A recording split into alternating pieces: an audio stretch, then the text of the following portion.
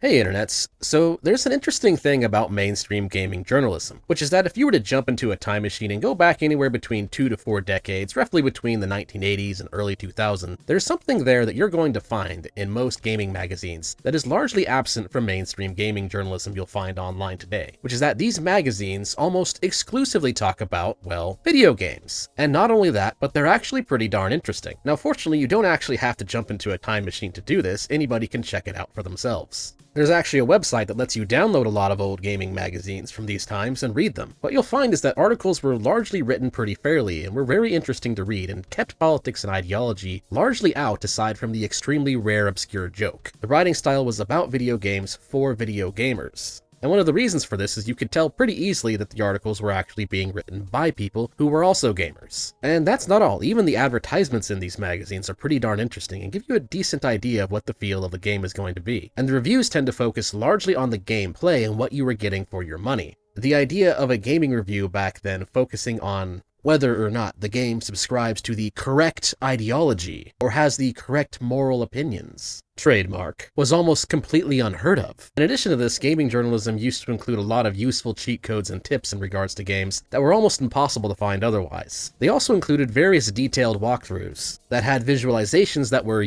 actually useful and actually comprehensive, and again, written by people who clearly took the time to go through everything and find all the secrets. Anyways, the point is, you can tell by reading it that it's clearly made for gamers by gamers. I remember enjoying reading a lot of these back in the 1990s, and I decided to reread a lot of them recently just to see if it was just the nostalgia talking or not. And as it turns out, it's not nostalgia. The writing back then was just overall better quality, and most importantly, stayed on topic. This is unfortunately in stark contrast to what we see today. Snap back to the present, and a lot of video game journalism looks like, well, whatever the heck this thing is supposed to be. No, seriously, what is this garbage? Did someone get confused on whether they wanted to make a publication about gaming, or about yoga instruction and positive affirmations, or whatever the current normie feel-good buzzwords happen to be? Where are the walkthroughs? Where are the tips and tricks? Where are the actual secrets that a gamer might have trouble finding? Where's the, well, anything at all that a gamer might care about? Seriously, this is complete, total garbage. Where did the good stuff go? And you might be able to forgive them just a little bit, because again, of course, today is the day of the internet. In modern times, of course, you can just Google it and find tips, tricks, and walkthroughs and whatnot on places like GameFAQs. Overall, it's actually a lot easier to find this stuff these days than in the past. But that doesn't excuse them for being terrible at the one thing that's left, which is largely just editorials. Which these days in modern gaming journalism, usually the topic will start out with gaming, but it will often quickly go off topic from there, often talking about things that no gamer should give the slightest crap about, or reviewing games based on whether or not they have the correct ideology rather than whether or not their game is actually good. Then further interjections are made by these random shaky allegations against certain studios for sexism, racism, bigotry, and whatever. Allegations which usually come with very little to no evidence, other than the fact that a journo is saying so, and therefore we're supposed to pretend that it's automatically true. The point here is, game journalists in the modern era could be forgiven over the fact that they only focus on editorials due to how the internet works, if those editorials were actually good, but they're not. It's complete and total garbage. And there have been a lot of scandals recently that people have been talking about in regards to this subject. Subjects like Gamergate 2 and the Sweet Baby incident, or various game journalist publications all consolidating into one publication, because hey, they all have the exact same opinions anyway, so why not just fuse? As well as stories of blatant extortion, and studios being forced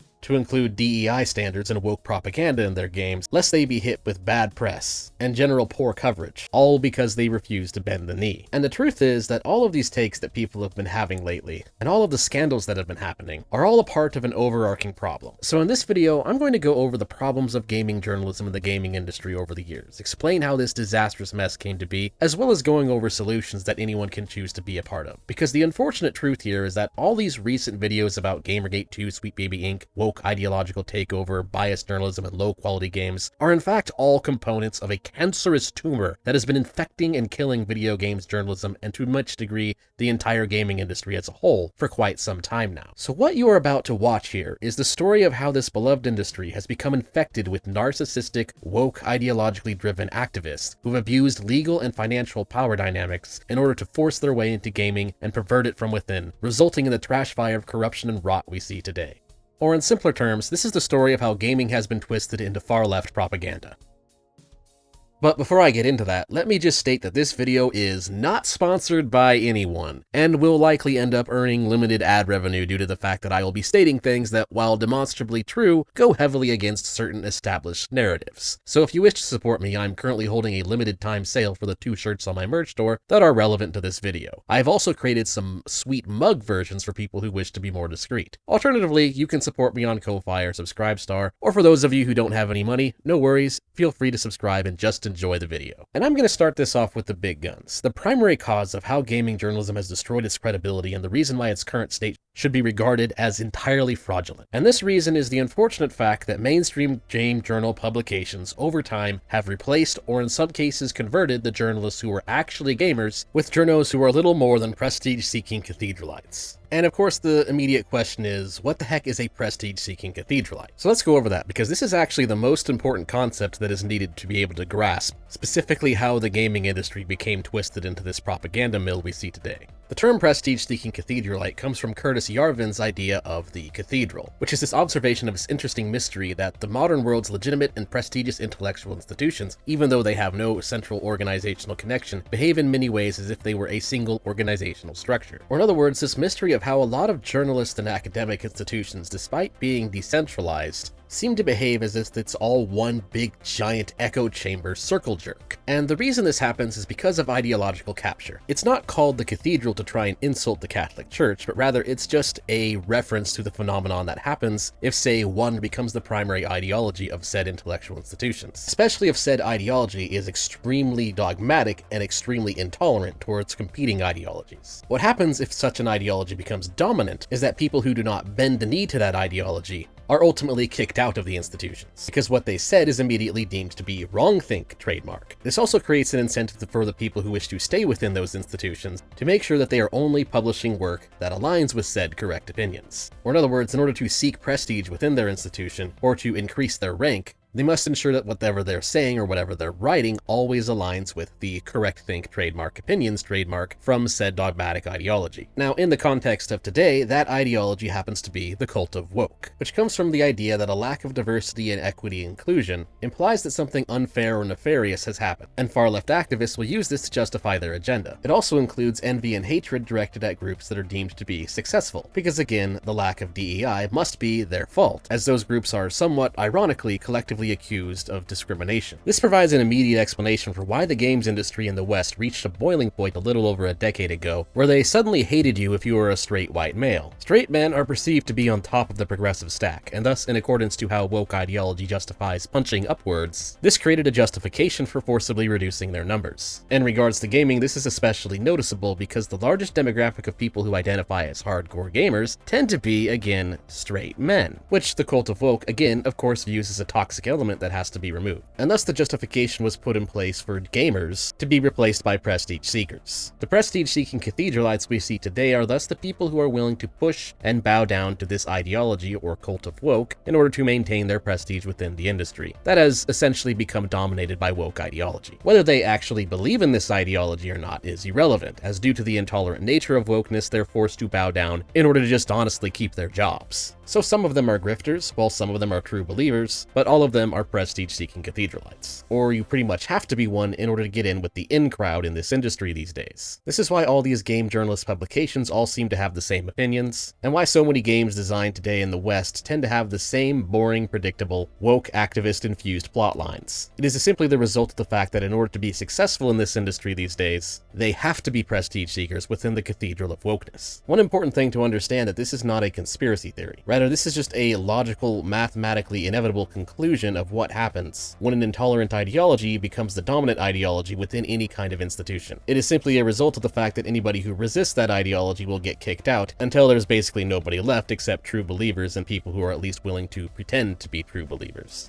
However, one thing a lot of people get wrong about the decentralized gatekeeping that the cathedral does is that it's not inherently a bad thing. Sometimes this kind of intolerance is entirely justified. For instance, it makes perfect logical sense for an intellectual academic institution to be intolerant towards people who are low IQ, or those who show a consistent lack of intellectual integrity, or fraudsters who publish papers with fake data. A good intellectual institution that wants to remain good obviously must do its best to expunge incompetent individuals. The problem here is that woke ideology does exactly the opposite of this. Because it views disproportionate group success as a sign of a great sin of mud discrimination and seeks to replace that group, the woke Cathedral of today is inherently kakistocratic, which means that it ends up placing the least intelligent and most dishonest people in charge as opposed to the natural order. The people who are willing to lie and stretch the truth and say stupid things in favor of DEI and Marxist propaganda are the ones who gain prestige, while people who call out the logical inconsistencies of this ideology ultimately are not granted prestige and are, in many cases, shoved out. So that just brings up the question for the next section of this video. How in the heck did this happen? Well, the first thing that needs to be understood is the fact that wokeness in the video game industry these days is really just a branch off wokeness in general. Woke ideology has infected the mainstream media in general, not just the video game industry. So really, we're just looking at one component of a larger problem that needs to be understood in order to fully understand how everything came to be. Which is a pretty big deal because the effects of this propaganda can be seen pretty strongly in the polls. For example, DEI initiatives are very unpopular with the general public. Most people do not actually like woke ideology. However, because propaganda tells people that DEI is good, people will say that they agree with DEI if they're asked if they agree with DEI and aren't giving anything specific. For example, a YouGov poll asked people if they were in favor of defunding all diversity, equity, and inclusion efforts. Most people opposed that. However, when people are asked if they actually support a policy specifically that happens to be a DEI policy, people overwhelmingly oppose it. For example, a Gallup poll found that most people believed it was a good thing that the Supreme Court banned race in college admission decisions, and by a pretty massive margin. And this is a pretty common theme. You ask people if they support DEI, and a lot of people will say yes, but then you ask those same people if they support a policy that is pro-DEI, and those same people will say no. This just kind of shows the silly effects of the propaganda we're seeing. When asked a non-specific question, people are simply giving the answer that they are expected to say. This shows that many Americans in the West have been fooled into supporting DEI ideology without actually understanding what it is. This is a very typical sign of a population that has been propagandized. It shows that there's a huge chunk of the population that has been tricked into thinking that they support something which they don't actually support. And where is that propaganda coming from? Well, the answer is pretty much everywhere. It exists in Hollywood. It exists in cable TV news. It exists in our schools, as well as in higher education and academia. And it's really not all that surprising. Curtis Yarvin's concept of the Cathedral initially had nothing to do with the games industry, and was just about journalism plus academia as a whole. Oh,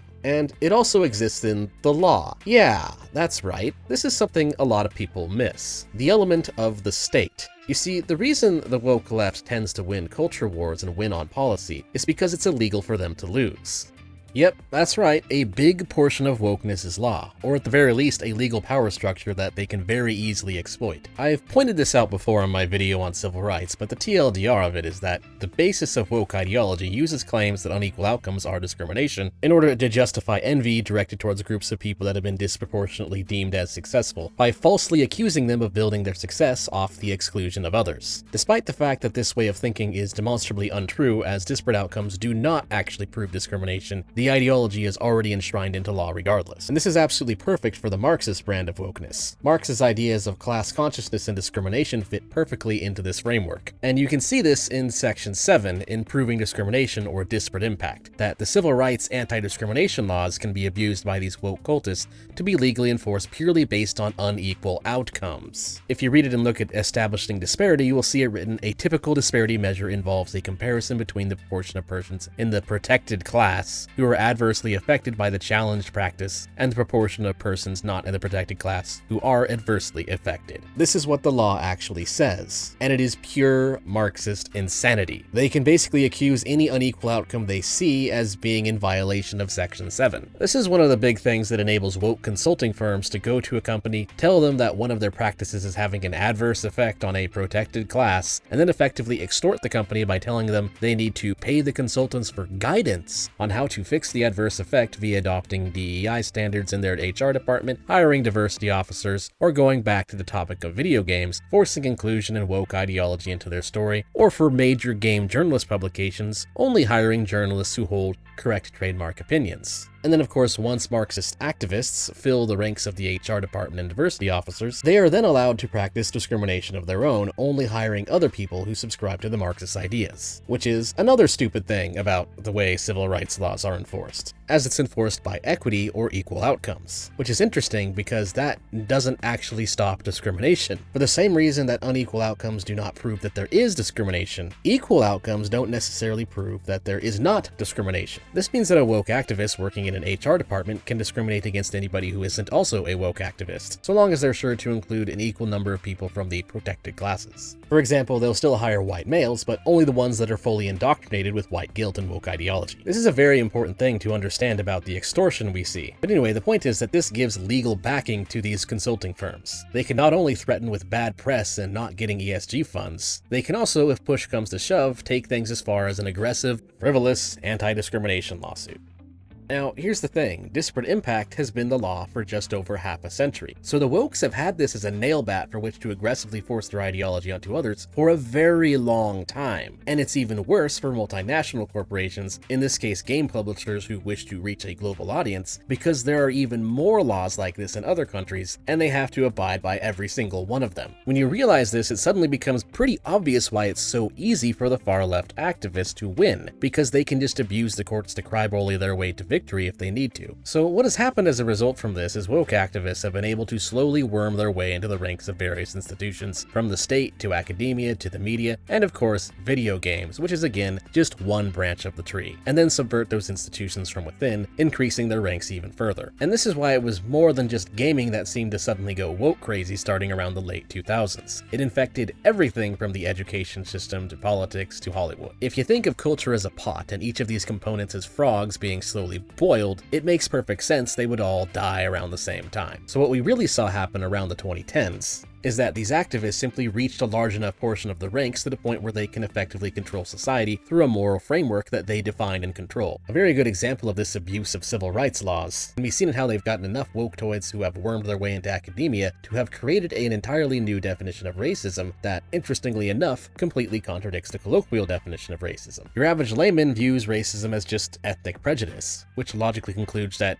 ethnic collective guilt is at the root of the problem. However, in the Cathedral-like definition, they use prejudice plus power to be the definition of racism, which logically concludes that collective guilt is a good thing. And here's where the gigantic grift comes in. These activists who have wormed their way into positions of power and influence will equivocate between these two definitions. They will imply that if you don't support their equity policies, then that means you must hate minorities and be a racist. But that doesn't make any sense. That's using both these definitions as if they are one. Because equity policies are based on the idea that collective guilt is good, which they are treating as exactly the same thing as simply ethnic prejudice, which views collective guilt as bad. Remember what I said earlier about how the general public will say that they agree with DEI only because they don't actually know what DEI is? Well, this is how. Because woke activists are not actually honest with what they believe. They know that their ideas are fundamentally unpopular, so they deliberately contradict themselves and obfuscate their ideology for the sake of optics. And sadly, it's worked pretty well. People fall for this equivocation all the time. It's easy to see through it once you understand how it works. For example, if you watch someone like Ayanna Pressley talk for more than an hour, you'll pretty much see it at least a few times. But again, that's only if you know how it works. Which again, most people do not know because again, the woke activists have been infiltrating the education system for over 50 years. Were you taught how to spot Marxist equivocation fallacies in school? No? None of your teachers went over that? Yeah, exactly. Another big problem is cronyist financial systems like ESG. Environmental social governance is a topic that could use its own extremely long video, so I'll just go over the points that are relevant here. Problem with it is that it is an investment metric that uses diversity, equity, and inclusion as one of its metrics. Basically, it's just a way for people who bow down to DEI to get money.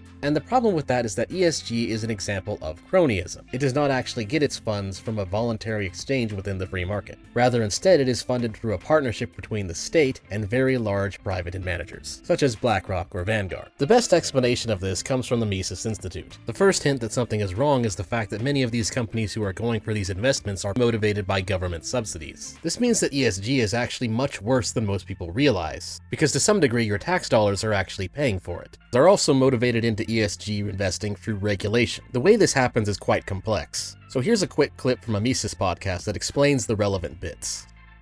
The other thing that you see with these institutional investors and risk is that they say, well, one of the risks that we're trying to mitigate against is regulatory risk, and you should anticipate government regulations in these areas, and that's something that's risk to your business. And they're telling you that on the one hand, and then they go on the other hand with their lobbyists, and guess what? they're lobbying for regulations. So it's a self-fulfilling prophecy. Oh, you better watch out for these risks. Meanwhile, I'm going to pay all these lobbyists to try to make those risks a reality. So there's a lot of just underhanded activity going on at that level.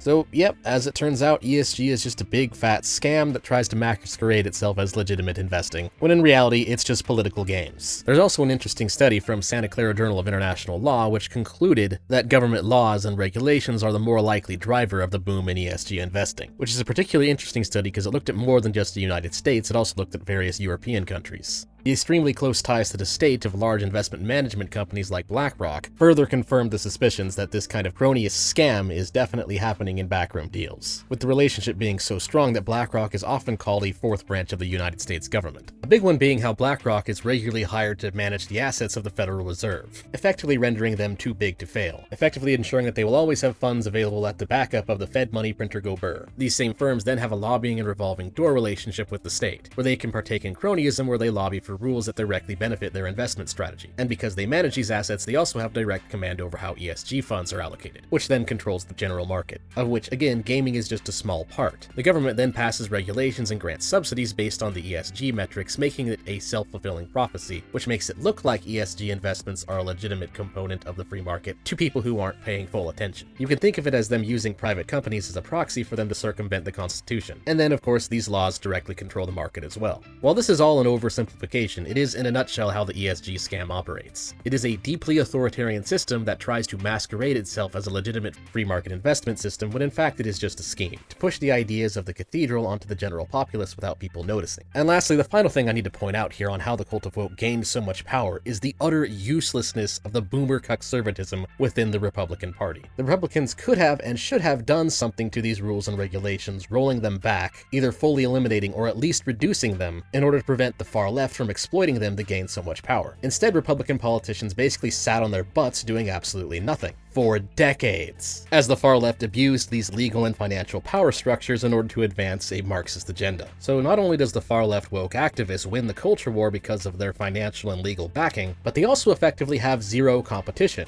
They occasionally do a little bit. For example, the Daily Wire recently came out in favor of Gamergate 2.0, but it's still done in a way that's relatively milquetoast, and it's basically too little too late.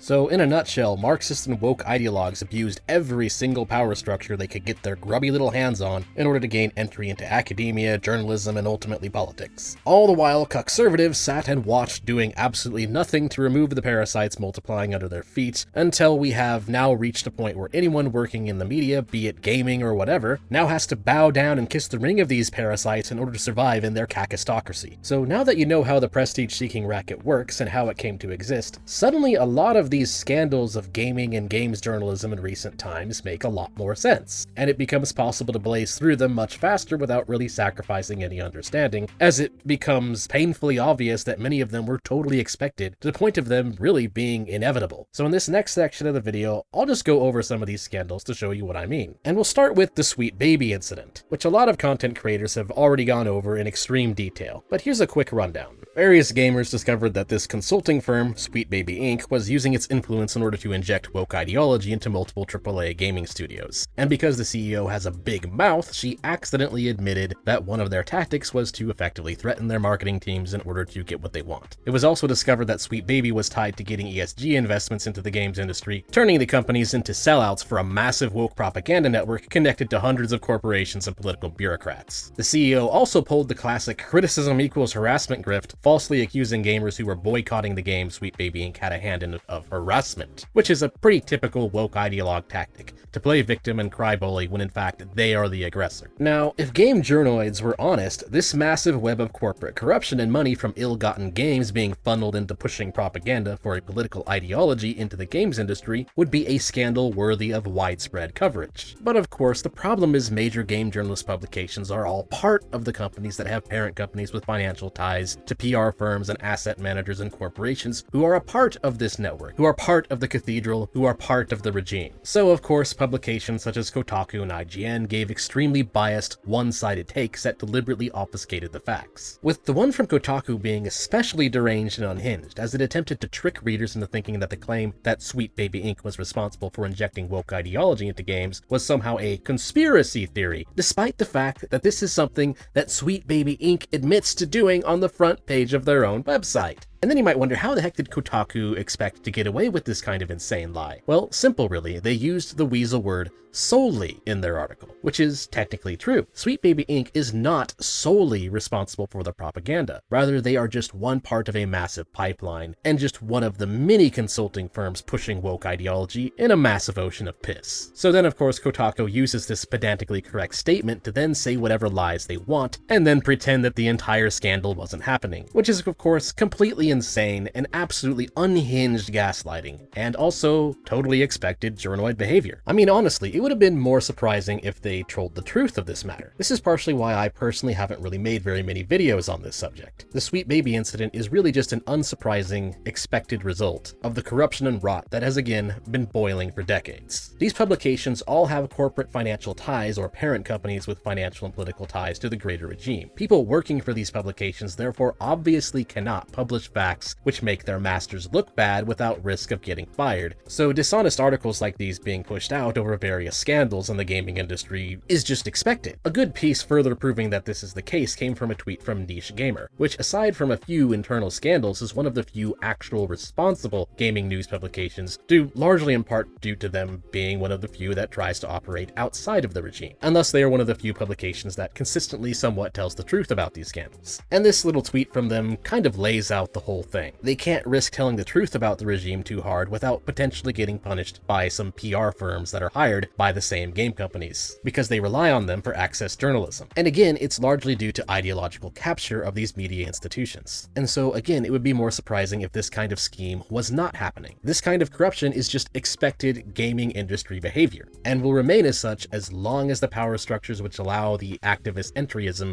remain in place. Another scandal is the one where it is also frequently discovered that journoids from these companies review games based on adherence to correct trademark ideology and connections as opposed to the quality of the game, such as what some of the journoids did to Stellar Blade and Hogwarts Legacy. Again, this should of course surprise no one. Woke ideology is inherently kakistocratic. In order to work for this propaganda network, you either have to be philosophically illiterate enough to actually believe this nonsense, or be dishonest enough to pretend that you believe in it in order to seek prestige within the network of woke. And thus it is entirely unsurprising that most journoids are either likely to be fools or grifters or a little of both, because in order to work at the heart of this industry you almost have to be one. And so of course many of their reviews are either very stupid or based on undisclosed backroom deals, because again, the industry has become kakistocratic. Another related scheme to this is journoids like from The Verge whining about Japanese games not being woke enough, and thus giving an idiotic and ideologically motivated review to Final Fantasy XVI. The reason Japan tends to be more resistant to the woke Cathedral is actually somewhat interesting.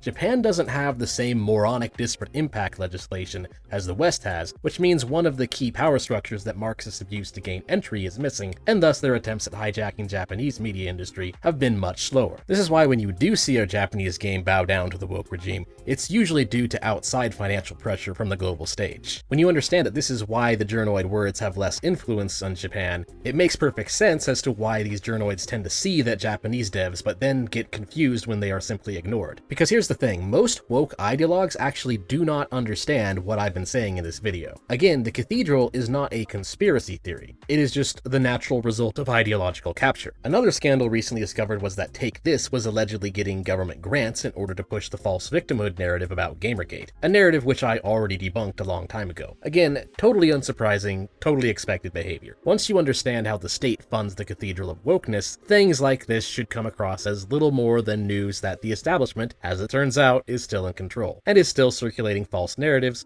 which are then canonized as true in the resulting mainstream media circle jerk. And no, they're not going to stop lying about it. They are never going to stop falsely accusing people they don't like of harassment and sexism and whatnot, because again, that is how this regime maintains its power. They play the victim and then circulate the false victim narrative until it becomes canonized as true. This also explains why Wikipedia continued to be useless within the Sweet Baby Inc. controversy, producing yet again another useless biased article which regurgitates a false narrative that gamers are engaged in some kind of harassment campaign, providing yet another fantastic example of people who disagree with game journos are bad people source game journos. This type of gaslighting, again, should be entirely expected at this point. Wikipedia still has the same insane rules where they consider journalist opinion to be of greater weight than primary hard evidence. So of course the Wikipedia article on Sweet Baby Inc. is just going to be mindlessly regurgitating the propaganda. Another thing worth pointing out is that gaming companies these days have tons of diversity hires who have been heavily casualizing and dumbing down the industry, and this should really, again, surprise no one.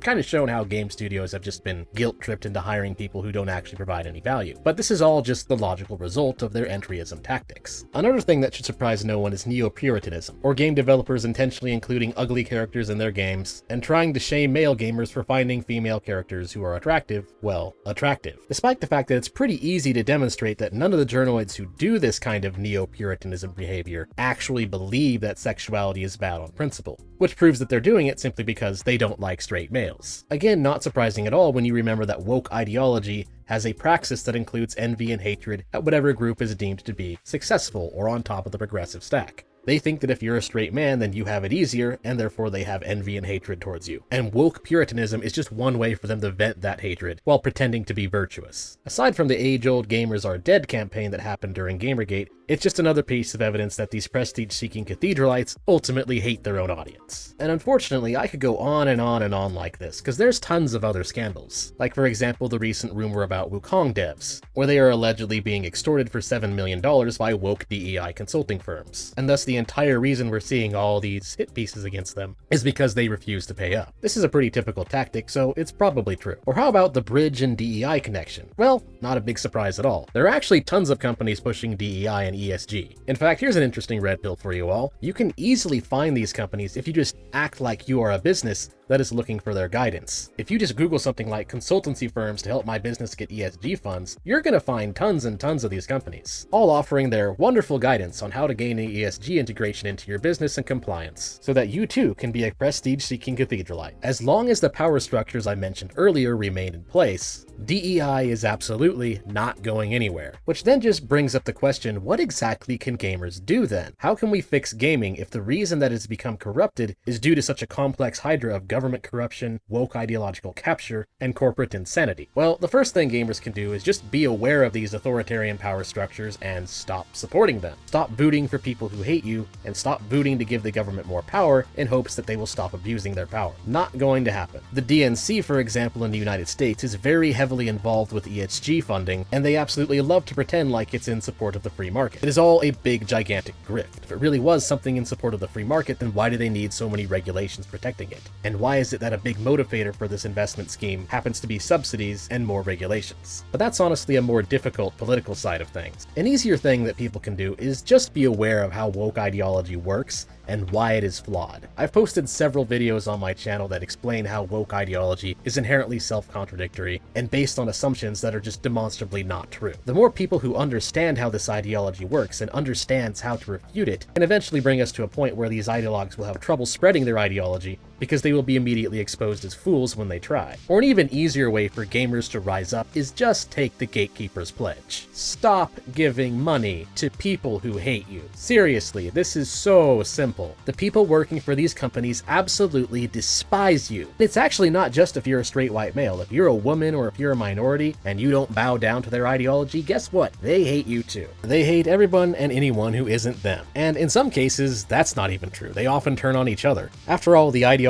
is functionally nonsensical, and their inherent self-contradictions cause them to eat each other quite frequently. The point here is these people have no respect for you. If you are a gamer and you like gaming for the sake of gameplay, they hate you, and therefore you should not give them money. It really is as simple as that. And there are many ways you can do this. For instance, give Sweet Baby Inc. Detected a follow and don't buy their crappy games. As proven from Sweet Baby Inc. CEO's total meltdown on Twitter, this is a very effective way to resist their propaganda. And it's fantastic because it also tricks them into telling on themselves. The completely unhinged and entitled attitude they have when you just tell them that you're not going to buy their garbage pretty much just speaks for itself. It shows everyone who's paying attention what kind of person they are, and it also just further proves that mainstream gaming journalism is completely fraudulent and corrupt when they try to defend said unhinged behavior. And it's not just because of the ideology that you should avoid these games. If you understand how market incentives work, you might realize that woke games are actually just a signal that a game dev is not confident in their ability to make a good game that people actually want to buy because they feel the need to rely on these outside funds and outside ESG investments instead of real sales from real gamers. It is therefore entirely reasonable for people to avoid Sweet Baby Inc. games, even if you don't really mind the woke crap,